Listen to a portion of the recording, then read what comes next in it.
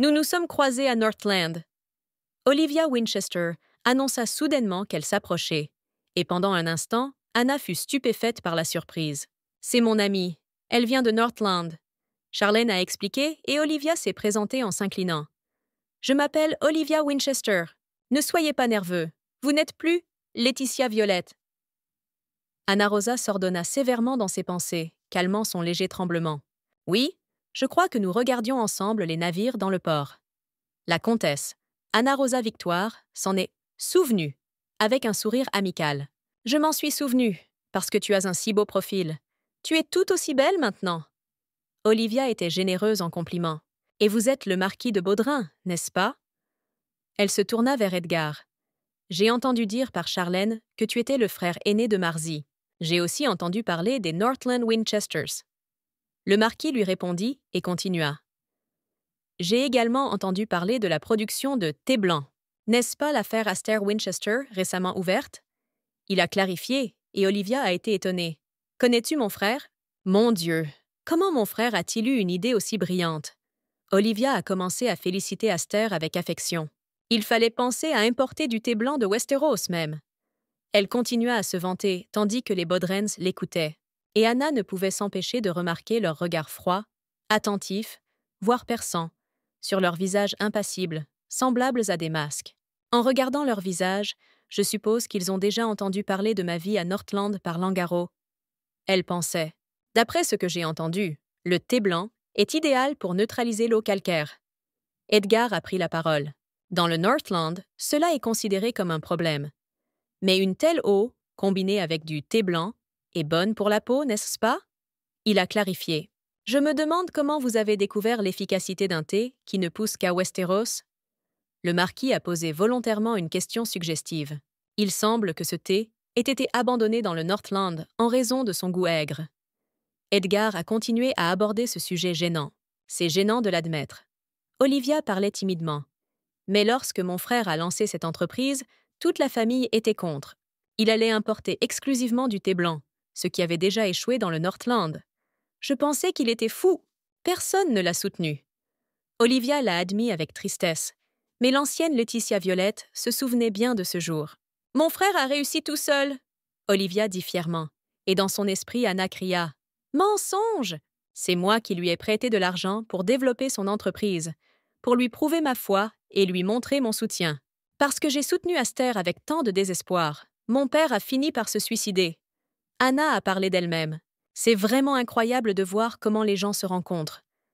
La voix d'Olivia la ramena au présent, et Rosa réalisa qu'il lui parlait. « Je ne m'attendais pas à te revoir. J'espère que nous deviendrons amis ?»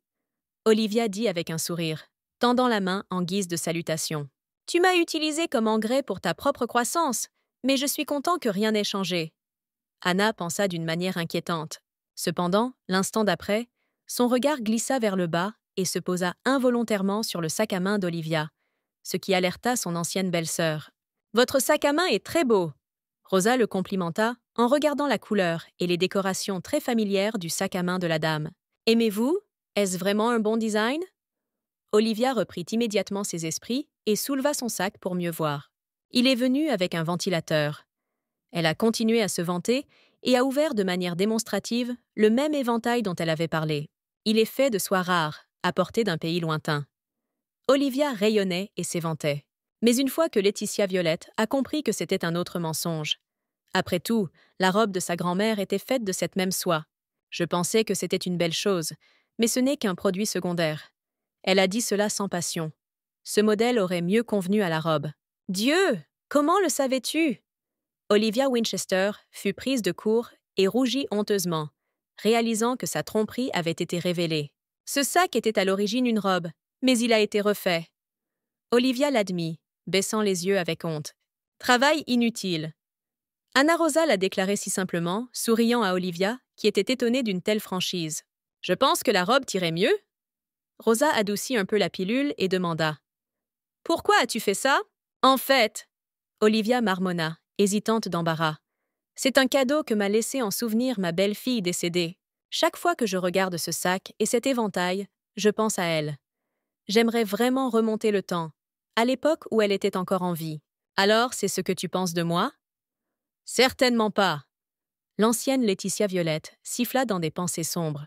Il était une fois un aristocrate de Kent qui regrettait sa défunte épouse. Elle commença soudainement, levant les yeux vers Olivia. Vous l'avez peut-être entendu, mais en mémoire d'elle, il a conservé sa chambre dans son état d'origine pendant 40 ans. C'est l'histoire du baron Métaux. Charlène a partagé ses connaissances avec un sourire enthousiaste, et Anna lui a fait un signe de tête. Droite. On dit que le baron prenait un tel soin de la pièce qu'il semblait que sa femme allait ouvrir la porte et sortir de là. L'histoire d'Anna Rosa a rappelé à Charlène l'image d'une pièce douillette que le baron avait entretenue avec amour et soin. Incroyable! Quel que soit le pays dans lequel vous vivez, le désir des morts est le même. Olivia plaisanta maladroitement, feignant un sourire. Je suppose que c'est le sort de ceux qui restent. Elle parlait avec ignorance, ce à quoi Anna s'attendait de sa part. Un sourire à peine perceptible effleura ses lèvres fines, et avec lui, Anna Rosa se tourna vers son ancienne belle-sœur. Mais, Lady Olivia, après tout, vous avez déchiré les vêtements laissés par votre proche et en avez fait un sac. Avec un regard perçant, elle le rappela. Et à ses paroles, mais surtout à son regard, Olivia frissonna. Et puis elle se retrouva sous le regard de tous les messieurs assemblés. Au fil du temps, les vieux vêtements qui prennent de la poussière dans le placard sont oubliés. Elle a essayé de se justifier, mais cela s'est avéré très gênant. J'avais peur de l'oublier tout simplement. Olivia continua d'inventer des choses, et même si Charlène la croyait clairement, le comte ne la croyait pas vraiment. Et vous pouvez toujours garder ce sac et cet éventail avec vous, n'est-ce pas? Je voulais juste prolonger la mémoire de ma belle-fille. Oh mon Dieu, Ollie! Comment une âme humaine peut-elle être si gentille? La naïve Charlène eut pitié de son amie et posa sa main sur son épaule. Mais Anna Rosa ne souffrait plus de naïveté et le déclarait donc fermement dans ses pensées. Mensonge! Cette robe ne t'allait pas. Après tout, contrairement à moi, Olivia, comme Astor et tous les Winchester, a une silhouette mince et de longs membres. Et quand j'ai été expulsée de la maison, elle s'est forcée à mettre une robe pour se moquer de moi. Mais elle ne pouvait pas le porter longtemps. Cependant, il semble qu'elle ait vraiment aimé la robe, même si elle a commandé qu'elle soit modifiée. Rosa conclut en regardant Olivia. Et comment ose-t-elle faire ça au précieux cadeau de ma grand-mère? Avec ses pensées de colère, Anna serra le poing. Attendez. Nous ne savons pas où Langaro pourrait nous observer maintenant. Marzi lui chuchota doucement, la poussant légèrement avec son coude. Mais pourquoi ta fiancée est morte? Pendant ce temps, j'ai demandé à Olivia Hayden. Apparemment, tu avais le même âge qu'elle. Ma belle-fille vient d'une famille dysfonctionnelle. Olivia le lui a dit, son visage montrant une profonde tristesse et des regrets. C'est pourquoi toute notre famille a essayé de la traiter avec amour. Elle le lui a dit, mais Rosa ne se souvenait que du pire. Cependant, elle ne se sentait toujours pas heureuse. Mais l'ancienne Laetitia Violette pourrait être d'accord avec ses propos. Je pense que nos sentiments n'ont pas atteint son cœur. Olivia soupira lourdement, détournant le regard, les yeux humides de larmes. Et quand son père est mort, sa sœur l'a également accompagné. Elle sanglotait, se couvrant le visage de ses mains, et Charlène se précipita pour la consoler. Ne pleure pas, Ollie. Après tout cela appartient au passé maintenant, n'est-ce pas? Elle continua à dire cela, tandis qu'Edgar regardait avec sympathie Anna, qui était silencieuse. « Je n'ai pas choisi de mourir, c'est toi qui m'as tuée !» Elle déclara dans ses pensées, sans prêter attention à la pitié et au regard du marquis. « Vous vous sentez tous désolés de ne plus rien avoir à me voler. » Rosa décida cela elle-même, pinçant les lèvres de dégoût envers Olivia. « Chacun d'entre vous est un meurtrier !» Elle cria dans son esprit, voyant à travers Olivia et sachant qu'elle ne pleurait pas du tout en ce moment. Et cette connaissance devait se lire sur son visage, car Marcy la regardait avec une grande inquiétude. Au fait, pourquoi Lady Olivia est-elle venue de Northland jusqu'ici? Soudain, il posa au marquis une question très raisonnable. « Je suis venue ici pour voir le célèbre port du comté de Kent. » Olivia répondit, mais Marcy n'avait aucune intention de reculer. « Êtes-vous accompagnée de quelqu'un ?» Elle continua l'interrogatoire, auquel Olivia répondit maladroitement. « Je suis seule, mais je suis arrivée dans le comté avec Charlène. »« Tout simplement magnifique, Lady Olivia. » La marquise dit vaguement, ce qui fit qu'Olivia lui demanda avec confusion. « Quoi? Les femmes célibataires doivent trouver désagréable de voyager seules dans des pays étrangers. » Marcy lui expliqua calmement et continua. « De plus, si je comprends bien, Northland est un endroit particulièrement conservateur, avec des opinions anciennes sur les femmes, et parce que ces stéréotypes les sont très étroits et trop stricts. La marquise s'arrêta, cachant un sourire narquois derrière son éventail. C'est pourquoi Lady Olivia est venue dans un autre pays. Marzie a insisté sur le dernier mot, ce qui a laissé Olivia abasourdie. Droite. Lorsqu'elle se marie, des rumeurs inutiles risquent de se répandre. Anna le nota mentalement, debout à côté de Marzie. « Comment avez-vous obtenu la permission de venir ici ?» La marquise posa une question de contrôle, à laquelle Olivia serra sa jupe dans ses mains. « Dame Marzie, ma mère voulait que je voie et que j'apprenne davantage sur le monde. » Olivia a encore joué la simplette. Voilà à quel point elle aime et prend soin de sa fille unique.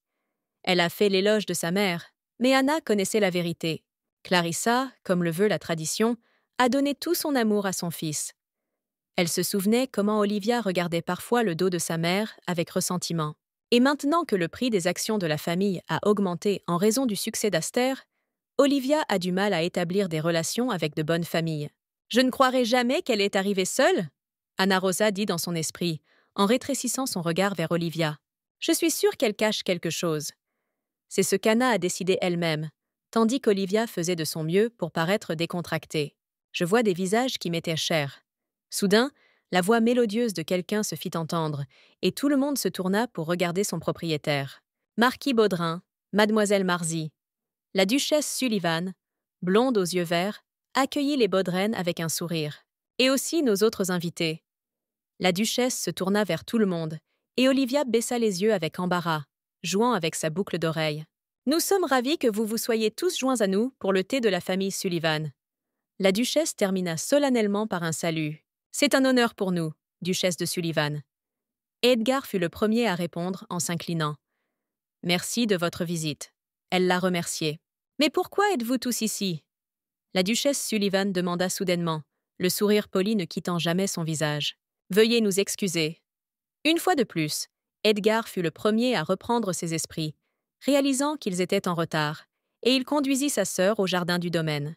Anna les suivait un peu derrière, lorsqu'elle entendit la voix joyeuse de Charlène derrière elle. « Allons-y vite, Oli !» Anna Rosa se retourna, lança un regard noir à Olivia et lui promit mentalement. « Ne pensez même pas que c'est la fin. On peut oublier l'insulte, mais pas les agresseurs. » Elle se dit en regardant Olivia s'amuser avec son amie sans aucun souci. Anna Rosa se détourna brusquement, accélérant le pas, et avant de rattraper Edgar et Marzie, elle se jura. « Je te rendrai tout en entier. » Pendant ce temps, la mélodie du violon parvenait déjà à ses oreilles. Après tout, quel goûter de la haute société serait complet sans musique? Et bientôt, Anna Rosa Victoire eut une vue sur le jardin du domaine Sullivan, où tous les invités de la cérémonie des fleurs s'étaient réunis. Belle mélodie et délicieuse friandise. Conversation intelligente de nobles respectables. Vous ne pourriez pas imaginer un meilleur endroit pour faire vos débuts. Et ainsi, suivant lentement Edgar et Marzie, Anna Rosa arriva enfin à l'endroit où son test aurait lieu. Mais soudain, Anna Rosa remarqua par hasard un invité qui se démarquait, qui s'avéra être un gros chat gris. Est-ce l'animal de compagnie du duc? Elle suggéra, et comme s'il lisait dans ses pensées, le chat se tourna immédiatement vers elle et la regarda avec des yeux jaunes. De plus, le chat avait une tache de naissance sur le visage, qui soulignait son œil gauche, et pendant qu'Anna l'admirait, il miaulait. « Je n'ai jamais eu de chat à cause des allergies d'Aster. Peut-être que je devrais en acheter un quand je serai de retour à Northland ?» Anna réfléchit. « Rosa, allons-y !» Edgar l'appela et Rosa se détourna du chat. « Notre table est là-bas. » Marzie ajouta en pointant dans la direction. « Oui, je viens !» La jeune fille se dépêcha de retourner auprès de ses amis, laissant sa nouvelle connaissance en la personne du chat la regarder partir. Le thé noir et le vin sont les plus forts. Sandwich au saumon et basilic. La marquise passa commande, lorsque tous les trois furent assis à table. « Je me demande si quelqu'un comprendra que je ne suis pas de Kent. » Anna se demandait alors que le serveur recommandait du vin à Marzie. Au début, j'ai eu du mal à m'habituer à leur culture du thé. Rosa l'admit elle-même, se souvenant de ses leçons de thé sur Kent. « Madame, que voulez-vous » Le serveur a demandé en s'inclinant. « Je voudrais juste du thé avec de la crème, s'il vous plaît. » Anna répondit. Et lorsque les boissons et les friandises furent servies sur la table, Rosa et ses amis purent profiter de ce goûter fleuri. « Ça fait longtemps qu'on ne s'est pas vu, Edgar ?» Soudain, Une brune pâle s'est approchée de leur table, en compagnie d'un homme aux cheveux cendrés. « Vous avez dû être très occupé ces jours-ci. » La brune suggéra. « Je t'attendais tellement, et j'étais bouleversée. » Le deuxième dit avec un sourire. « La saison des approvisionnements en vin approche à grands pas. J'ai donc beaucoup de soucis à me faire, jusqu'à ce qu'elle soit terminée. » Edgar leur répondit avec un sourire. « Nous attendons avec impatience de recevoir votre vin. » La brune assura et se tourna vers la marquise. « Vous êtes encore plus belle aujourd'hui, Lady Marzi. Tu es aussi brillant qu'un sou dans la mer. » Il couvrit Marzi de compliments, auxquels la marquise couvrit sournoisement son visage avec un éventail. « Aimez-vous notre thé ?» La brune ne restait toujours pas en arrière, et Marzi lui répondit alors avec un sourire. « Merci d'avoir demandé. Mais tu ne veux rien demander d'autre ?» Elle fit une allusion, et les deux hommes sourirent d'eau maladroitement, réalisant leur manque de tact. « Alors, laissez-moi vous demander, qui est cette dame à côté de vous ?» La brune demanda, et, sans attendre de réponse, se tourna vers Anna. « Même si nous nous voyons pour la première fois, je ne peux m'empêcher de mentionner ta beauté. C'est comme si vous sortiez tout droit d'un tableau célèbre. C'est ma petite sœur. N'est-ce pas magnifique ?» La marquise répondit à la place d'Anna Rosa, fermant son éventail avec un sourire joyeux. « En fait, j'ai 2 ans de plus. » Rosa lui chuchota. « Si vous êtes belle, personne ne le remarquera. » Marzi répondit également dans un murmure. « Bonjour, je m'appelle Anna Rosa Victoire. » Anna se présenta avec un sourire poli, faisant ses débuts en compagnie de Kant. « Victoire? N'est-ce pas une de ces familles dont les origines remontent au marquis de Baudrin ?» L'homme aux cheveux cendrés a précisé. « Oui, c'est vrai. Peu de gens le savent. » Rosa lui répondit, mais l'homme continua. « Mon arrière-arrière-grand-père a parlé de vous un jour.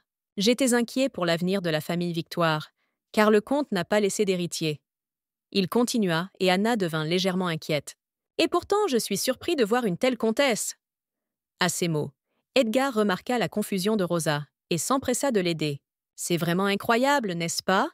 Il a demandé à voix haute. « Même après des générations, les cheveux noirs de Victoire restent les mêmes. Droite !» L'ami de mon arrière-arrière-grand-père avait également les cheveux très noirs. L'invité accepta, et Anna poussa un soupir de soulagement. « Merci, Edgar. » Elle remercia son ami à voix basse, ce qui fit rougir le marquis, et cacha avec embarras son sourire dans son poing. « De quoi parles-tu avec autant d'intérêt ?» L'un des invités a demandé avec curiosité. « Nous aussi, rejoignons-nous. » Et c'est ainsi qu'Anna Rosa Victoire a capté l'attention de presque tous les invités à la cérémonie des fleurs. « Donc, tu es lié à Marzi ?» Certains ont demandé. Si jeune et déjà héritier d'une famille, d'autres m'ont couvert de compliments. C'était un plaisir de rencontrer tout le monde. Veuillez m'excuser un instant. Et sur ce, Anna quitta la table. Jusqu'à présent, mes débuts se passent très bien. Elle réfléchissait en se rendant aux toilettes des dames. Mais j'ai besoin de faire une pause. Tu n'avais pas prévu de porter une bague turquoise aujourd'hui ? Soudain, la voix du comte Hayden se fit entendre, et Anna se retourna. Je m'étais préparée à cela, et j'ai mis des menottes bleues. Le comte continua avec agacement. C'est vraiment étrange. Charlène acquiesça d'un air coupable. Au moment de me laver les mains, je l'ai enlevé et je l'ai posé sur la table. Et puis il a disparu. La fiancée de Hayden s'est expliquée. Peut-être qu'il est tombé par terre ? Le comte suggéra. Je le pensais aussi, mais je ne l'ai pas trouvé. Charlène répondit tristement. Peut-être qu'il a roulé sous les meubles. Hayden n'abandonna toujours pas, mais tout cela rappela quelque chose à Anna, et elle commença à réfléchir. Vraiment ? Ou peut-être que tout tourne autour de la femme de ménage ? Le comte désespérait, tandis qu'Anna continuait son chemin. Ça ne peut pas être Anna. Charlène s'y est opposée. Il n'y a aucun moyen qu'elle soit venue jusqu'ici et qu'elle ait fait ça, n'est-ce pas ? Rosa raisonna, marchant déjà dans le couloir du domaine. Et ainsi, emportée par de tristes pensées, la jeune fille atteignit les hautes portes blanches menant aux toilettes des dames du domaine. Mais lorsqu'elle est entrée à l'intérieur, elle est tombée sur une Olivia effrayée, qui s'est immédiatement détournée et a crié « Comtesse Victoire !» Cependant, ce mouvement n'échappa pas à l'attention d'Anna, et elle se demanda dans son esprit « Est-ce qu'elle cachait quelque chose dans sa manche à l'instant ?» Et elle a gentiment demandé à voix haute, en fermant la porte derrière elle. « Mademoiselle Olivia, comment aimez-vous le thé dans le comté de Kent ? Un peu différent de Northland, non ?» Anna continua avec un sourire, passant devant Olivia méfiante. « Oui, tout ici semble un peu inconnu. » Elle l'admit maladroitement et ajouta rapidement. Mais c'est ce qui rend Kant unique. Au fait, toi et mademoiselle Marzi avez attiré beaucoup d'attention. Tu étais incroyable. Elle est passée au compliment pendant qu'Anna se poudrait. Non, Marzi était incroyable. Je me démarque parce que je suis son parent. Anna Rosa lui répondit calmement. Et c'est pour ça que tu es constamment entourée de gens? Olivia demanda avec curiosité, ce à quoi Anna lui lança un regard. Comme des pétales dans un vin de fleurs. Tu es tout simplement magnifique. Olivia la flattait avec un sourire. Mais Rosa n'avait pas besoin de ces flatteries. Il semble que tu aies reçu beaucoup moins d'attention que tu ne le pensais. Elle conclut dans ses pensées, voyant à travers l'envie d'Olivia. Peut-être vous attendiez-vous à ce que les hommes s'intéressent davantage à vous en tant que femme étrangère, notamment en raison des différences culturelles. Mais toute leur attention était attirée sur Marzi et moi. Anna pensa en elle-même, se souvenant de la façon dont Olivia était assise seule à table. « Au fait, qu'est-ce que tu faisais ici ?» Elle a demandé.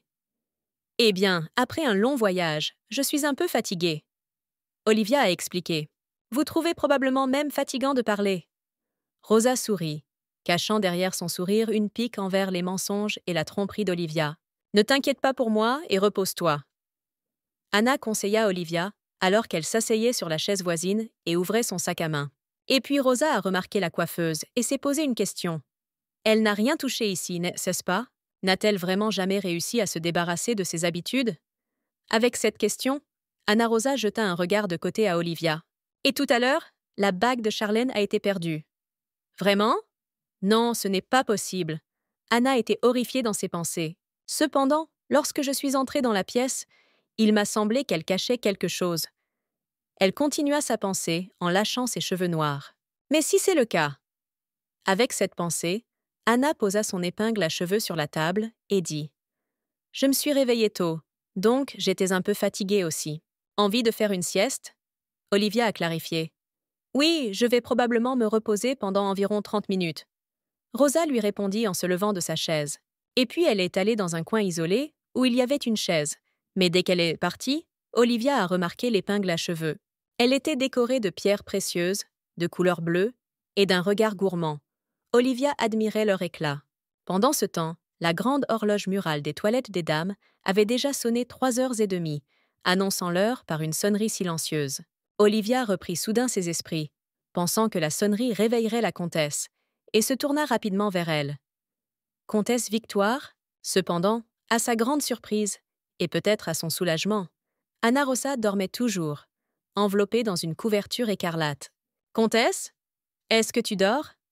Juste au cas où, Olivia lui a demandé doucement. Mais Anna n'a de nouveau réagi d'aucune façon. Olivia décida alors de s'approcher d'elle pour s'en assurer. Mais l'instant d'après, elle entendit des pas s'approcher derrière la porte. « Je pense que la salle de pause est par là ?» Une voix de fille se fit entendre derrière la porte, et Olivia se figea en l'écoutant. « Oui, rien n'a changé ici depuis l'année dernière. » Une deuxième voix se fit entendre, et Olivia se précipita, paniquée. Pendant ce temps, le son de la cloche de la tour de l'horloge résonnait dans tout le domaine du duc de Sullivan, annonçant le début de la 5e heure. Mais Anna Rosa ne s'est toujours pas réveillée et, souriant nerveusement à une telle chance, Olivia a attrapé son sac à main et s'est éloignée tranquillement. Mais dès que la porte se referma, Anna sauta immédiatement de sa chaise et, jetant la couverture, se précipita vers la table. Et en courant, la fille regarda rapidement autour d'elle et se figea sur place, car l'épingle à cheveux qu'elle avait laissée derrière elle avait disparu. Cependant, malgré la perte, un sourire très satisfait effleura les lèvres d'Anna Rosa, et dans ses pensées, elle déclara triomphalement « Comme prévu ». Et l'instant d'après, 2 dames entrèrent dans la pièce. « Mon Dieu, comtesse Victoire, étiez-vous là ?» L'un d'eux a demandé avec un sourire. « J'étais un peu fatiguée et j'ai décidé de faire une sieste. »« Quelle heure est-il » Anna a clarifié. « Il est déjà 5 heures. » La deuxième dame lui a dit ce qu'il y avait dans le chapeau. « Est-ce que nous vous avons dérangé ?» Celle qui n'avait pas de chapeau fut la première à reprendre ses esprits. « Que faites-vous » ? « Grâce à toi, je me suis réveillée à l'heure. » Rosa m'a calmée. À bien y penser, il semblerait que Miss Marzi vous cherchait récemment. Une femme aux yeux bleus et aux cheveux bruns, vêtue d'une robe rose, l'avertit. « Est-ce vrai ? Alors je vais me dépêcher et partir. » Anna lui répondit et retourna à la table, tandis que les dames commencèrent à discuter paisiblement. « Dieu! Mon épingle à cheveux !» Soudain, la comtesse s'exclama, et la dame aux yeux bleus lui demanda avec anxiété. « Est-ce qu'il s'est passé quelque chose ?» Anna Rosa se tourna lentement vers elle, et avec un air de peur et de maladresse sur son visage, avoua. « Mon épingle à cheveux a disparu. » Les deux dames se regardèrent avec confusion, et Anna continua. « Que dois-je faire? Cette épingle à cheveux est un cadeau d'une personne qui m'est chère. À quoi ressemble-t-elle » La dame aux yeux bleus a demandé. « Cette broche de la taille d'une paume est sertie de saphir. » Rosa répondit. « Dieu! Elle doit être très chère. » La dame haleta et son amie au chapeau ajouta. « Nous devons la retrouver rapidement. » Les trois filles se mirent à chercher activement l'épingle à cheveux, et une seule d'entre elles savait que cette recherche ne serait pas fructueuse. « Êtes-vous sûre d'avoir perdu votre épingle à cheveux ici ?» La dame a demandé timidement. « Peut-être l'avez-vous laissée tomber dans le jardin ?» Le deuxième a suggéré. « Non, elle était définitivement là quand je me suis endormie. » Anna Rosa objecta, son visage montrant le désespoir et la panique. « Alors peut-être devrions-nous contacter la duchesse de Sullivan ?» La dame l'a suggéré et Anna a accepté. « Oui, il semble que je devrais le faire. Il serait beaucoup plus facile d'impliquer un tiers. » Elle prit une décision dans son esprit et prit soigneusement la dame aux yeux bleus par les mains. « Madame, merci d'avoir essayé de retrouver ma pince à cheveux avec moi. » Anna a remercié la fille avec gratitude. « J'espère que vous la trouverez, comtesse Victoire. » Elle le souhaita sincèrement, souriant et rougissant légèrement. « Soyez témoin de mon jeu, chère dame. » Anna avait déjà fait un vœu dans son esprit et souriait avec satisfaction. Et afin de renforcer la confiance et de créer de l'amitié, Anna Rosa a décidé de rester un peu plus longtemps en compagnie de ses nouveaux amis. Cependant, la conversation ne put se poursuivre longtemps, car depuis le jardin où les invités s'étaient réunis, on entendit la sonnerie mélodieuse d'une cloche. « Dieu! Qu'est-ce que c'est? Tu as entendu ça ?» La dame aux yeux bleus fut surprise, mais Anna devint pensive, se souvenant de ce que signifiait cette sonnerie. Cette cloche sonne lorsque des membres de la famille royale ou d'autres invités de marque arrivent. Soudain, elle s'en souvint. « On dirait qu'il s'agit d'un invité important. » Anna répondit, ce à quoi la dame aux yeux bleus l'encouragea avec enthousiasme. « Allons-y. Il s'agit d'une tradition de longue date du cercle d'amis, Kansien, dont j'ai appris l'existence grâce à Marcy. » Rosa réfléchissait en suivant les dames. Lorsque l'hôte du goûter sonne la cloche, les invités doivent arrêter ce qu'ils sont en train de faire et se rassembler. Et à travers la foule d'invités déjà rassemblés dans le jardin, Anna vit la duchesse de Sullivan remettre la cloche sur le plateau. En même temps, Anna Rosa ressentait un sentiment d'excitation, à cause duquel son front devint légèrement humide, car maintenant, elle était tourmentée par une question. Qui est-ce? La liste des invités que M. Lingaro m'a montrée ne comprenait aucun membre de la famille royale. Anna réfléchissait. On dirait que tout le monde est là. La duchesse commença. Tout d'abord, je voudrais exprimer ma sincère gratitude à tous ceux qui sont venus à notre goûter. Cela seul me remplit de joie. Mais aujourd'hui, nous avons eu un invité inattendu, annoncé par la duchesse Sullivan. Serait-ce vraiment le souverain de Kent lui-même? Anna suggéra avec surprise, sincèrement perdue quant à l'identité de l'invité. Pendant ce temps, la duchesse continuait. « Permettez-moi de vous présenter la terre bénie et la plus glorieuse de Westeros. » Et l'instant d'après, la voix de la duchesse s'éteignit pour Anna Rosa, comme tous les sons du monde qui l'entouraient. Parce qu'elle l'a vu. Il s'agit du prince Sionian, Sol, Mayer de la famille royale de Summerhurst. La duchesse Sullivan a terminé de présenter l'invité secret. « Oh mon Dieu, je n'arrive pas à y croire. » Quelqu'un dans la foule chuchota. « Nous souhaitons la bienvenue à Sola. Cela arrive une fois dans une vie. » Un autre a crié. Et seule Anna était maintenant en esprit. Pas là et pas avec tout le monde. Est-il vraiment venu me voir? C'est tout ce à quoi elle pouvait penser. Je t'avais dit que je ferais en sorte que tu ne te souviennes même plus de ton ex. Soudain, je me suis souvenu de ses paroles et de ses caresses.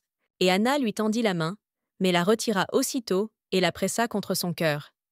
Ce n'est pas possible. Elle décida amèrement dans ses pensées. Il a dû venir voir les résultats que j'avais obtenus? Rosa se consolait avec cette pensée. Après tout, notre relation n'était qu'une affaire de bonne foi. Elle se le rappela, se souvenant de ce jour. C'est stupide d'espérer quelque chose de plus. Je préfère me concentrer sur la vérification et ne pas penser à des choses inutiles. Elle décida cela et soupira lourdement. Après tout, je ne veux pas décevoir les Sioniens. Et avec cette pensée, Anna a décidé de retourner auprès des invités afin de continuer à jouer son rôle. C'est vrai, je ne m'attendais pas non plus à voir Sol en personne.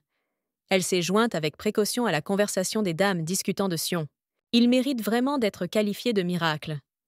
La dame a répondu avec enthousiasme à Anna, jusqu'à ce que Marzi remarque soudainement leur compagnie. Ce qui se passe? Elle s'est jointe à eux, ce à quoi Anna a expliqué avec un sourire. Sol est arrivé et nous en parlons. Tu n'as pas peur qu'il soit là? La marquise demanda avec un sourire narquois. Non, ce n'est pas vrai. Rosa répondit avec embarras. Cependant, ce n'était pas vrai. Elle avait peur. Après tout, elle avait initialement prévu de faire tout un plat de la disparition de l'épingle à cheveux. Cependant, en raison de l'apparition de Sol, cette action deviendrait ambiguë. Et si je cherchais juste une excuse? Elle s'est posé une question. Pendant ce temps, tandis qu'Anna Rosa était tourmentée par des dilemmes internes, Marzi ne remarqua que maintenant sa coiffure. « Tu n'as pas attaché tes cheveux aujourd'hui? Qu'est-ce qui ne va pas avec ton épingle à cheveux ?» La marquise demanda raisonnablement, et Anna se tourna vers elle. « Je l'ai enlevé pour faire une sieste, et quand je me suis réveillée, il avait disparu. » Elle l'admit maladroitement, ce qui fit s'enflammer la marquise. « Quoi? Vous dites que quelqu'un l'a volé ?» Marzi demanda si fort que sa question parvint jusqu'à Charline et son fiancé, le comte Hayden. « Quelque chose ne va pas, mademoiselle Marzi ?» La jeune fille s'approcha avec inquiétude, et la marquise le lui dit. « On dirait que quelqu'un a volé l'épingle à cheveux de Rosa. Comment a-t-elle pu se perdre ?» Soudain, la nouvelle connaissance d'Anna, qui s'était approchée, s'indigna. Cette dame aux yeux bleus. J'ai entendu dire qu'avant que la comtesse ne s'endorme, l'épingle à cheveux était là. C'était définitivement volé. La dame a déclaré avec assurance. Est-ce que cela semble être le cas? Anna fut néanmoins d'accord avec elle, feignant d'être excitée, et jeta un regard pensif aux invités. Mais qui l'a fait? Elle a posé la question assez fort pour que tous les invités présents puissent l'entendre. Y a-t-il ici quelqu'un assez nécessiteux pour désirer l'ornement de la comtesse? Des questions ont immédiatement commencé à surgir dans la foule, et ces questions parvinrent aux oreilles d'Olivia. Outre la visite de Sol, est-ce qu'il s'est passé autre chose? Oui, l'épingle à cheveux de la comtesse Victoire a disparu. Mon Dieu, comtesse! Qu'est-ce que tout cela signifie? Olivia reprit soudain ses esprits et courut vers Anna et Marzi avec un regard alarmé. Cependant, Anna Rosa Victoire la rencontra avec un regard très intense, et dans ses pensées, elle déclara triomphalement. « Je t'ai eue. Madame Olivia, tu te souviens de la barrette que je portais? » Anna demanda, feignant l'excitation et prenant les mains d'Olivia. « Certainement. » Elle a confirmé avec un sourire gêné, mais a ensuite demandé avec une certaine hésitation. « Elle était verte, n'est-ce pas ?» C'était le mensonge que Rosa attendait d'elle. Alors elle s'éloigna d'Olivia et dit pensivement. « Comme c'est étrange, Lady Olivia. Je me souviens m'être endormie pendant que tu étais dans la salle de pause. » La fille continua et marqua une pause dramatique. « Et quand je me suis réveillée, j'ai remarqué que mon épingle à cheveux avait disparu. » Anna termina sa pensée et Olivia se figea. « Quoi ?» Elle posa la question, transpirant d'excitation, et la foule d'invités autour d'elle avait déjà explosé dans un brouhaha de chuchotements. Est-ce Lady Olivia qui a pris l'épingle à cheveux? Une noble dame d'un pays étranger pourrait-elle vraiment faire une telle chose? Mais si vous écoutez la comtesse Victoire, qui d'autre aurait pu le faire à part Lady Olivia? Les dames et les messieurs n'arrêtaient pas de chuchoter. Mais contrairement à tous, Anna Rosa Victoire connaissait la vérité. Elle savait qu'Olivia Winchester aimait la couleur bleue. La plupart des choses qu'elle a perdues, au profit de ses anciens proches, étaient de la même couleur, bleu. Des bijoux en aigue marine, une robe de thé bleu ciel, et même des chaussures en soie, avec des empiècements en aigue marine. Je n'ai pas choisi ma tenue intentionnellement pour ce piège. Mais quelle coïncidence, n'est-ce pas, Olivia? Anna pensa avec vengeance. Il me semble que la comtesse a enlevé son épingle à cheveux avant d'aller se coucher. Finalement, Olivia parla à nouveau et tout le monde se tut. Cependant, juste après que tu te sois endormie, j'ai quitté les toilettes. Et puis l'épingle à cheveux était toujours là. Elle a rassuré tout le monde. Comtesse, réfléchissez bien. Peut-être que quelqu'un d'autre est entré et sorti après moi? Olivia suggéra de manière suggestive. Quand nous sommes entrés, l'épingle à cheveux manquait déjà. La dame aux yeux bleus a déclaré. D'ailleurs, quand nous sommes entrés, la comtesse dormait encore. Vous soupçonnez vraiment que cela aurait pu être nous? Elle a rapidement attaqué Olivia, et elle a commencé à trouver des excuses. Et peut-être en serait-on même arrivé aux mains si Anna Rosa n'était pas intervenue dans la querelle. Dame Olivia. As-tu quitté la pièce dès que je me suis endormie? Elle a demandé. Certainement, j'avais peur de te réveiller. Olivia était indignée. Quelle heure était-il? Anna continua l'interrogatoire en regardant la tour de l'horloge. Vers 5 heures. Olivia a répondu. Oh, c'est vrai! Quand je me suis endormie, j'ai entendu la sonnerie d'une cloche. Il était juste 5 heures, n'est-ce pas? Rosa a précisé avec un sourire. Oh mon Dieu, nous avons également entendu cette sonnerie lorsque nous étions dans le couloir à l'extérieur de la salle de pause. La dame aux yeux bleus était d'accord avec elle. C'est alors que nous avons décidé de faire une pause de 30 minutes avant de continuer. Elle continua, perdue dans ses pensées. Au moment où Lady Sophie entra, l'épingle avait déjà disparu. Anna déclara soudainement, et un halètement se fit entendre dans la foule des invités. Je vous le garantis. Anna Rosa Victoire jura en regardant droit dans les yeux Olivia Winchester, stupéfaite. Mon Dieu! Comtesse Victoire! Me soupçonnez-vous d'être un voleur? Olivia était horrifiée et couvrait sa bouche avec ses mains sous le choc. Je ne pouvais vraiment pas. Vous êtes si cruelle envers moi, comtesse. À la fin, elle a fondu en larmes, se couvrant le visage avec ses mains. Puis-je te dire quelque chose si ça ne te dérange pas? Soudain, Charlène prit la parole, se rapprochant d'Anna avec de l'excitation dans les yeux. Olivia n'est pas ce genre de personne. De plus, elle est nouvelle dans le comté de Kent. La fiancée du comte a pris la défense de son amie. Peut-être qu'une erreur s'est produite. S'il vous plaît, réfléchissez à nouveau. La gentille mais naïve Charlène a plaidé sincèrement. Au fait, Lady Charlène, n'avez-vous pas perdu d'objets de valeur récemment? Anna a demandé d'un ton froid. Anno. Elle avoua tranquillement et, réfléchissant, regarda son amie. Charlène? Olivia était inquiète, mais visiblement pas pour elle. La bague de la première dame Charlène, désormais l'épingle à cheveux de la comtesse. Trop de coïncidences. Les invités ont recommencé à chuchoter dans son dos. Non! Je n'ai vraiment rien fait de tel. Olivia Winchester a crié désespérément dans toute la cour du domaine de Sullivan. Si vous ne me croyez pas, n'hésitez pas à me chercher. Elle a ensuite déclaré, avec confiance et défi, en écartant les bras devant Anna. J'ai entendu dire qu'il y avait eu un vol lors de la cérémonie du thé. La duchesse Sullivan est intervenue dans la dispute sur un ton calme. Y a-t-il quelque chose que je puisse faire pour vous aider? La maîtresse du domaine s'inquiéta et adressa un sourire poli à Anna et Olivia. Duchesse, pourriez-vous être mon témoin? Olivia a demandé, et la duchesse a clarifié. En quel sens un témoin? S'il vous plaît, fouillez-moi pour prouver que je n'ai rien volé. Olivia expliqua d'un ton suppliant en se désignant elle-même. Voulez-vous que je vous fouille maintenant? La comtesse était légèrement confuse. Oui, si vous faites cela, tout le monde croira. Olivia a déclaré. Au moins, faisons-le à l'intérieur. La duchesse suggéra, jetant un regard suggestif à la foule curieuse d'invités. Non, je veux le faire ici pour avoir la conscience tranquille. Olivia insista en élevant la voix, pour que tout le monde puisse l'entendre. Allez, duchesse! Elle se dépêcha, écartant ostensiblement les bras devant la duchesse Sullivan, ce qui la gêna. Bien! La duchesse soupira, ayant finalement fait des concessions, et demanda poliment à Olivia son sac à main pour inspection. Le sac de la dame est vide. La duchesse dit bientôt, et Olivia sourit. Et puis la duchesse commença à examiner sa robe. Il n'y a rien non plus entre la robe et le châle. Elle a répété cela après la recherche. Tu vois, je n'ai rien volé. Olivia a dit fièrement. Puis-je y jeter un œil, Lady Olivia? Soudain, Anna s'est portée volontaire. Dieu! Tu ne fais pas confiance à la duchesse? Elle était outrée par une telle insolence. Tout va bien, comtesse. Fais comme tu veux. La duchesse Sullivan répondit calmement, à la surprise évidente d'Olivia. Commençons d'abord par l'intérieur de la manche. Anna a pris cette décision dans son esprit alors qu'elle commençait personnellement à examiner Olivia Winchester. Le décolleté est trop profond. Mais si vous mettez la main là-dedans, il y aura des problèmes. Elle a remarqué cela alors qu'elle poursuivait ses recherches. Eh bien, êtes-vous convaincue? Olivia a demandé. Mais l'instant d'après, Anna s'est soudainement accroupie devant elle. Que fais-tu? Olivia s'exclama, ce à quoi Anna répondit par un sourire narquois. Mais tu voulais prouver ton innocence? Jusqu'où êtes-vous prêt à aller? Peu importe combien vous cherchez, n'intervenez pas. Laisse-moi partir. Olivia commença à s'indigner furieusement. Mais l'instant d'après, Anna passa ses doigts sous sa jarretière. Et, hurlant d'horreur, Olivia tomba immédiatement à genoux. Et dans le silence qui régnait, tous les invités entendirent et virent comment la bague turquoise tintait et roulait sur le sol en marbre. « Attendez, c'est ma bague !»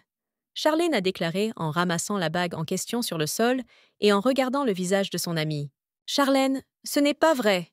Olivia commença à s'excuser, mais sa voix commença à trembler et à bégayer à cause de l'excitation. « J'ai trouvé cette bague par accident et j'allais la rendre plus tard. » Elle a rapidement trouvé une excuse, complètement paniquée. « Mais pourquoi n'as-tu rien dit ?»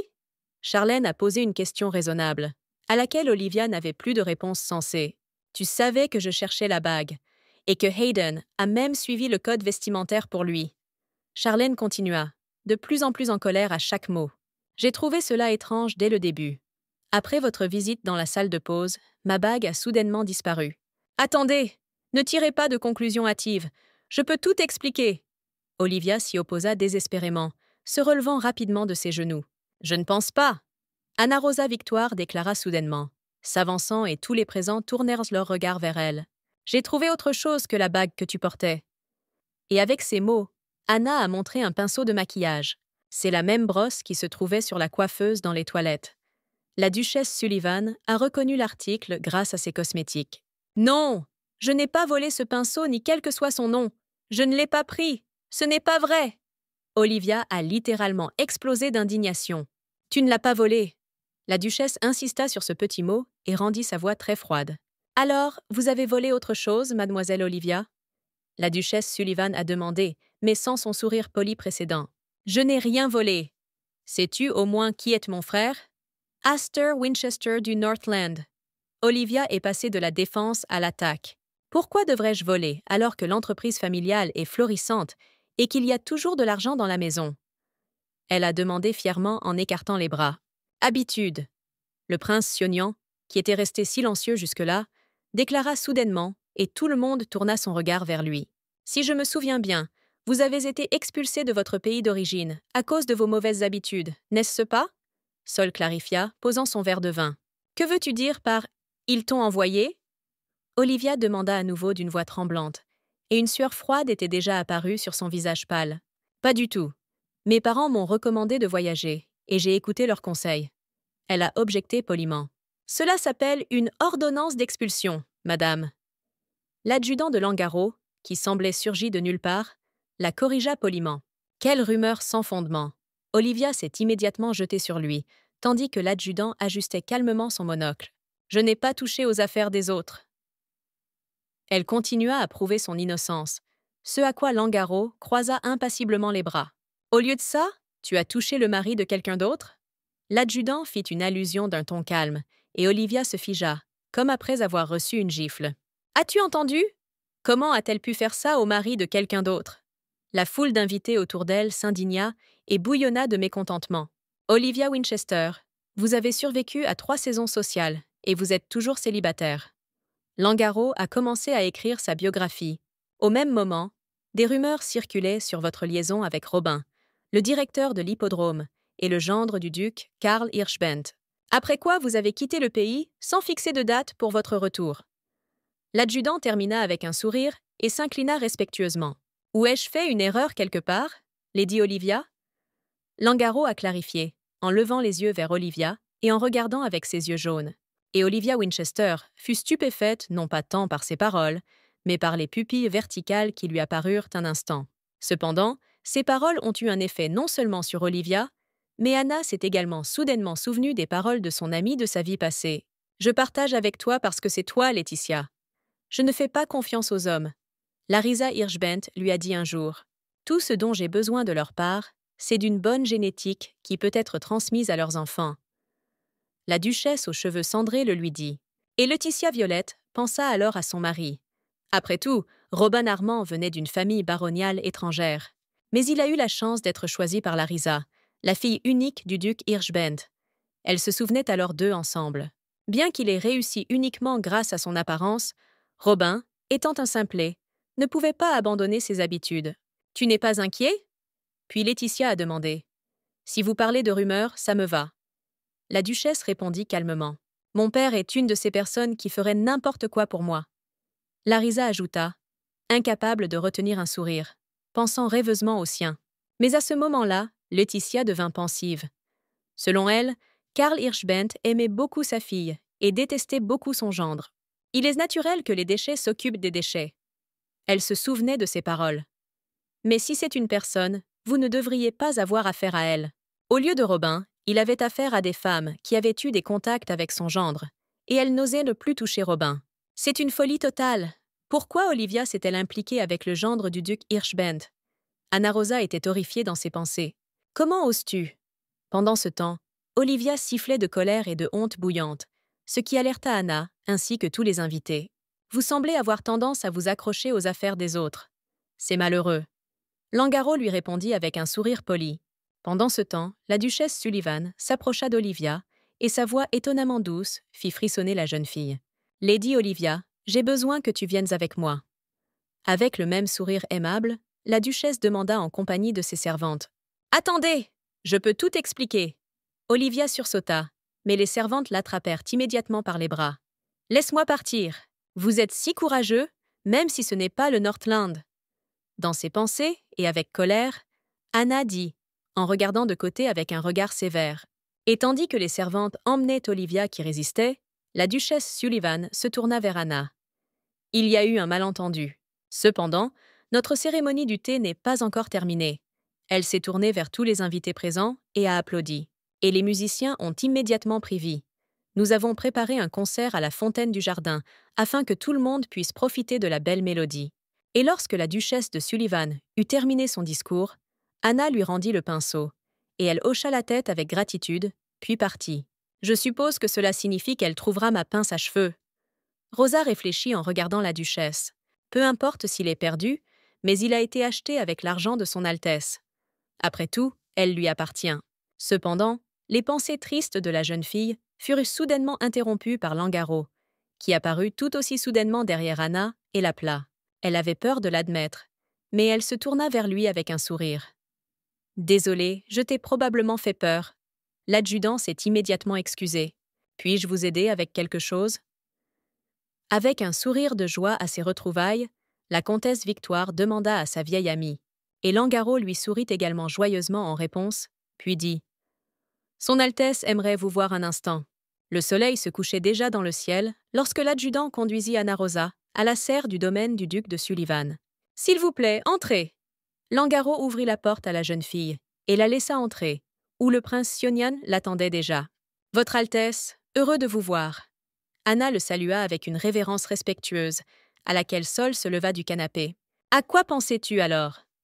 Il posa la question, se rapprochant soudainement d'elle et prenant la fille par le menton. « Une fois que vous vous serez révélée, votre valeur sera insignifiante. » Zion le lui rappela, en lui serrant légèrement les joues avec ses doigts. « Compte tenu des circonstances, vous avez agi de manière plutôt imprudente. » Il continua en adoucissant le ton et en se redressant. « Je suis désolé. » Tout ce qu'Anna put lui répondre maintenant fut de fermer les yeux avec honte et de rougir. « Je ne sais pas si vous le croirez, mais je ne voulais pas ça.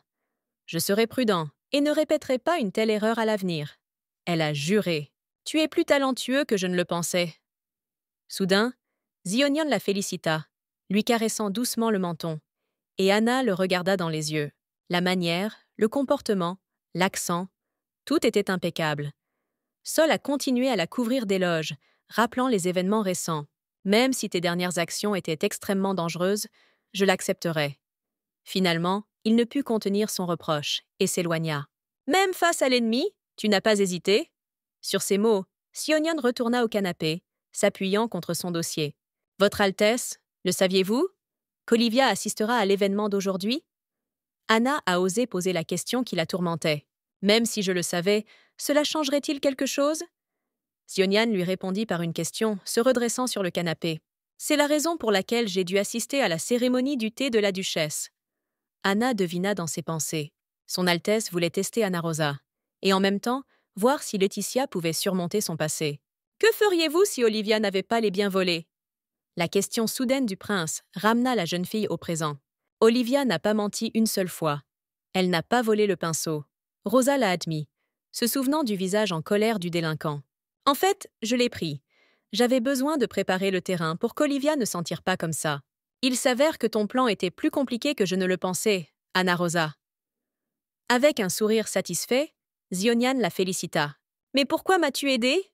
Anna posa une autre question qui la tourmentait et serra ses coudes dans ses bras par excitation.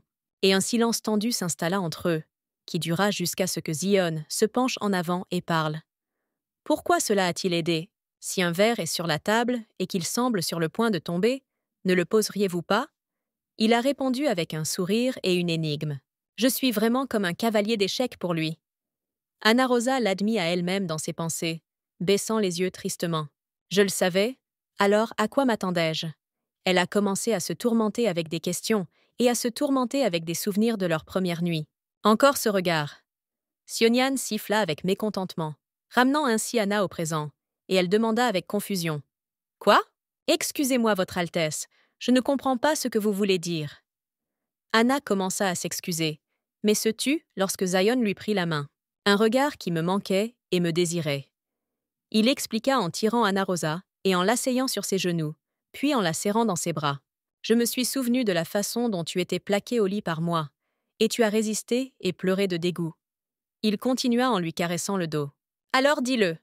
Il dit sournoisement, en pressant la fille plus près de lui. Elle a donc dû se pencher vers son visage. Et Anna Rosa ferma les yeux et murmura ce qu'il voulait entendre, et ce qu'elle voulait dire elle-même. Tu m'as manqué. N'as-tu pas partagé avec moi le réconfort et la paix que je n'avais pas ressentie depuis si longtemps? Elle a demandé doucement dans ses bras. C'était il y a 1 an. Sion lui répondit calmement, puis elle demanda à nouveau. Comment était-il pour vous, Votre Altesse? Tu veux entendre que tu m'as manqué aussi? Le prince Zionian devina et sourit modestement, seulement avec les coins de ses lèvres. Mais Anna ne dit rien de plus, détournant le regard avec embarras, puis Zionian soupira avec lassitude. Tu es très ennuyeux. Et l'instant d'après, il déposa brusquement Anna sous lui, ce qui effraya la fille et se pencha immédiatement sur elle, posant ses mains sur le canapé. Même si vous avez désespérément besoin d'attention, vous avez peur quand on vous la montre. Sol dit sournoisement. Alors pourquoi devrais-je te manquer, si je peux toujours te tenir dans mes bras comme ça? À ces mots, Anna se figea sous lui. Vous pouvez le faire avec n'importe quelle femme que vous voulez. Je viens d'eux. Elle commença à se justifier à nouveau, mais Sol l'arrêta. Juste? Il répéta ce mot, et puis, détournant le regard, Anna avoua. Je pensais que tu me serrais dans tes bras par pitié. Laetitia. Soudain, il murmura tendrement son nom d'origine et, avec un sourire, pressa ses lèvres contre son oreille. Tu penses trop. Cela remplit tellement votre tête que cela déborde par votre bouche. Il éventa sa peau avec son souffle chaud et mordit son lobe d'oreille. Je ne peux pas dire que tu m'as manqué autant que toi. Avec ces mots, il pressa ses mains contre le canapé. Mais tu m'as vraiment manqué. Tes yeux violets me manquaient, ainsi que l'expression pathétique de ton visage à chaque fois que je te pressais contre quelque chose. Il est donc temps de laisser tomber la haine de soi qui est devenue une habitude. Cela dit, il la fit s'asseoir à nouveau sur lui. Et si c'était difficile à faire? Anna Rosa demanda doucement, toute rouge de chaleur et de désir, en caressant doucement son visage. « Alors, il ne me reste plus qu'une chose à faire pour toi. » Zion répondit vaguement, sa main glissant doucement sous sa jupe. « Je te rendrai fou jusqu'à ce que ta tête soit vide. » Il lui a promis et lui a brûlé le cou avec un baiser. « Tu as raté ça, n'est-ce pas, Anna Rosa ?» Il demanda à celle à qui il avait donné ce nom avec un sourire et lui retira doucement sa robe. Le lendemain matin commença avec un temps clair dehors, et aussi avec un étirement langoureux et un doux bâillement. Pourquoi est-ce que je répète cela encore et encore? Anna se posait la question, allongée dans son lit, dans sa chambre. Les Zioniens ne doivent pas me toucher ni avoir aucun contact avec moi. Elle décida cela pour elle-même, assise dans son lit. Il vaut mieux ne plus y penser. Et avec cette pensée, Anna Rosa sortit du lit, saluant le soleil à l'extérieur de la fenêtre avec son apparition. Je comprends que tout reviendra à sa place dès que l'affaire sera conclue. Elle pensait tristement en s'approchant de la table. Mais dès qu'elle a pris la théière, Marzi a immédiatement fait irruption dans sa chambre. « Quel est ce bruit? Rosa, ça va? Un entier !» Rosa la rassura avec un sourire gêné. « En entier? Regarde-toi juste. La marquise s'y opposa.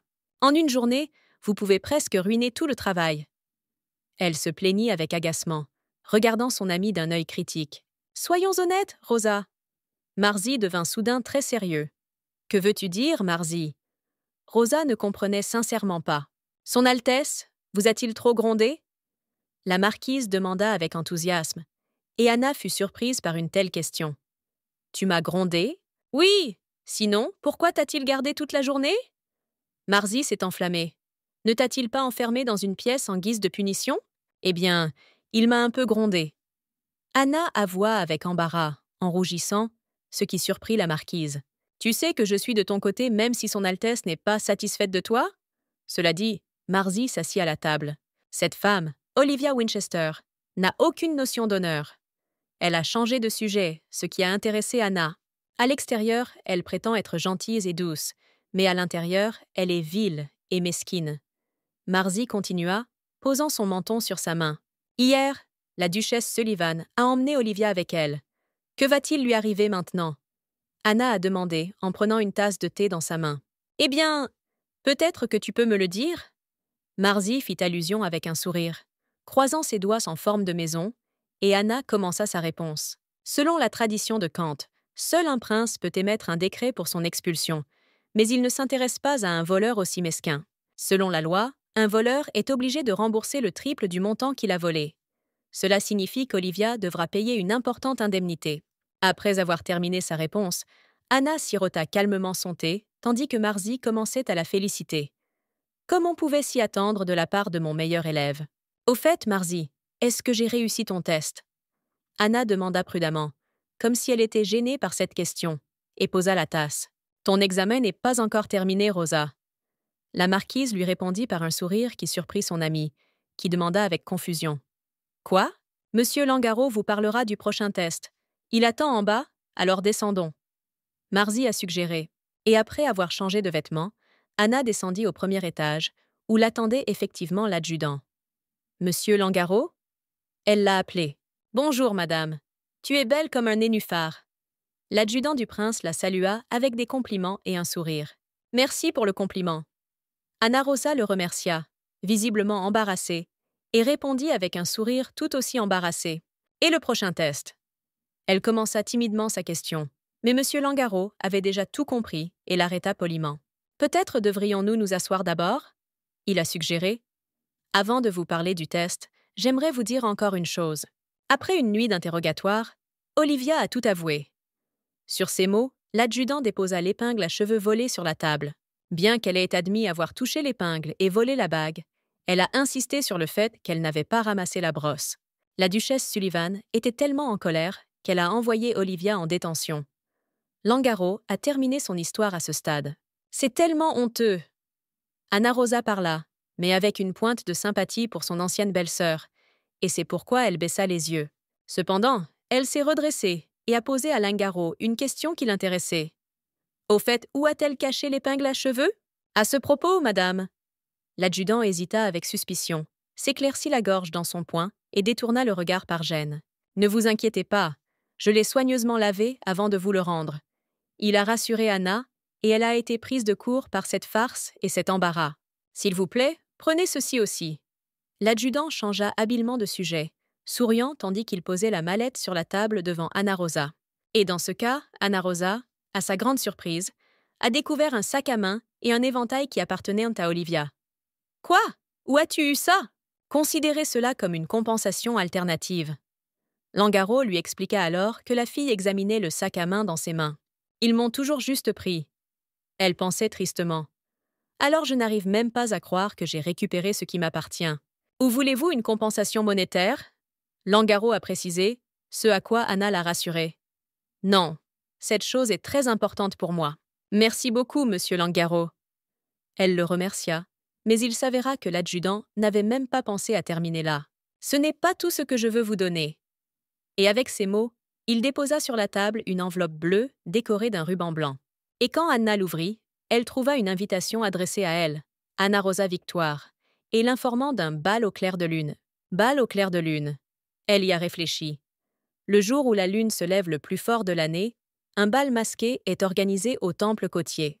C'est un événement où les gens cachent en leur visage et se traitent les uns les autres comme des croyants égaux adorant le dieu de la mer. Ils dansent toute la nuit, priant pour que les tempêtes soient plus calmes l'année prochaine. Et selon la tradition, 2 personnes sont toujours invitées. Elle m'a invitée au bal. Anna sourit et réfléchit en elle-même. Maintenant, j'étais vraiment reconnue comme le noble Kant. Cette fois, les conditions de test sont les mêmes. Langaro prévint en levant le doigt. Ne laissez personne deviner que vous êtes un étranger. À cause des masques, vous devrez vous concentrer uniquement sur le discours et le comportement de votre partenaire. Mais je suis sûre que la dame peut le gérer. Puis Langaro sourit aimablement à Anna, légèrement confuse, et ajouta. Après tout, vous avez réussi le premier test avec brio. Au fait, vous avez probablement déjà entendu la nouvelle de Miss Marzi. Il changea encore de sujet, mais Anna n'était pas au courant de la nouvelle. Son Altesse envisage de s'installer temporairement dans la résidence du marquis de Baudrin. L'adjudant raconta l'histoire, et Rosa fut surprise par la nouvelle. « Oh mon Dieu, Miss Marzi ne vous l'a pas dit ?» Langaro devina, et Anna lui répondit maladroitement. « Oui, nous étions un peu confus. C'est bon. » Son adjudant la rassura aussitôt. Il avait initialement prévu de rester avec le duc de Sullivan, mais il a changé d'avis. « Comme vous le savez, madame, son Altesse n'est pas le plus simple des hommes. » Langaro fit allusion avec un sourire, et Anna accepta timidement. « Je n'arrive pas à croire que son Altesse et moi vivrons ensemble. » Elle réfléchit en prenant dans ses mains l'invitation au bal. « J'ai l'impression d'être jugée à chaque minute, mais de toute façon, il reste ici à cause de moi, n'est-ce pas ?»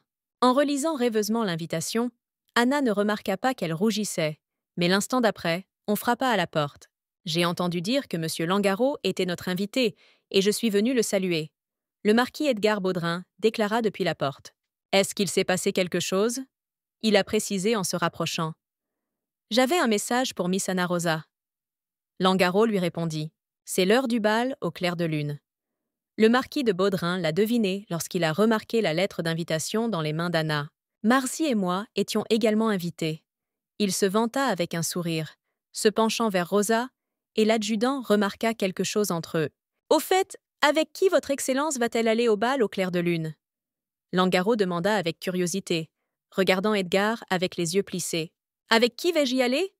Il demanda à nouveau, embarrassé, bégayant légèrement d'excitation et rougissant soudainement. « Eh bien, comme d'habitude, j'irai en calèche avec Marzi. » Le marquis répondit enfin, en regardant l'invitation d'Anna. « Si c'est le cas, votre partenaire. » Langaro était sur le point de se porter volontaire avec un sourire, mais Edgar l'en a empêché. « Cela n'arrivera pas. D'une certaine manière, vous allez trop vite. » L'adjudant continua à taquiner le marquis, et il répondit. « N'es-tu pas allé trop loin ?» Il était tard dans l'après-midi, lorsque Marzi et Anna Rosa revinrent au domaine de Baudrin après leur promenade, pour se retrouver pris sous la pluie. « Rosa, arrête de perdre du poids. Vos tailles de robe changent constamment. » La marquise se plaignit en secouant l'eau de son parapluie. « Cela n'en dépend pas. » Anna lui répondit avec embarras, connaissant très bien la véritable raison sous forme de stress et d'inquiétude. « Tu avais l'air malade au petit déjeuner. C'est peut-être ça le but ?» Marzi suggéra, en regardant pensivement son amie. « Bonne nuit, Marzi. Nous avons travaillé dur. » Anna Rosa lui souhaita bonne chance, embrassant la marquise sur le front en guise d'adieu. « Fais de beaux rêves, Rosa. » Marzi répondit, et sur ce, les amis dirent au revoir. Et bientôt, Anna se retrouva de retour dans ses appartements.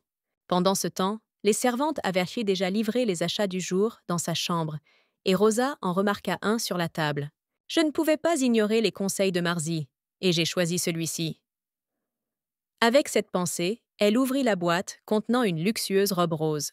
Cependant, cela ressemble à ce que j'ai porté à mon mariage. Anna le remarqua tristement, ne regardant plus la robe avec autant de joie. Je me demande si, après avoir contracté un second mariage avec Lianka, Aster suivra à nouveau le même chemin? Elle pensait en regardant par la fenêtre. Non, je ne pense pas que je pourrai dormir. Anna Rosa décida à voix haute et, sans regarder à nouveau la robe, ferma la boîte. Elle a ensuite enfilé sa chemise de nuit et lorsqu'elle s'est dirigée vers son lit, elle a remarqué une boîte de vin sur la table. Il y avait déjà un verre à côté de la boîte, aimablement offert par quelqu'un, et à côté, une note avec seulement 2 mots. Marzi Baudrin. Merci. Anna a remercié son amie. Puis elle versa du vin dans un verre et, s'asseyant sur une chaise, le but avec plaisir. « Tu sembles t'amuser. » Soudain, la voix de Zionian se fit entendre derrière elle, prenant Anna Rosa par surprise. « Votre Altesse ?» Anna se retourna brusquement.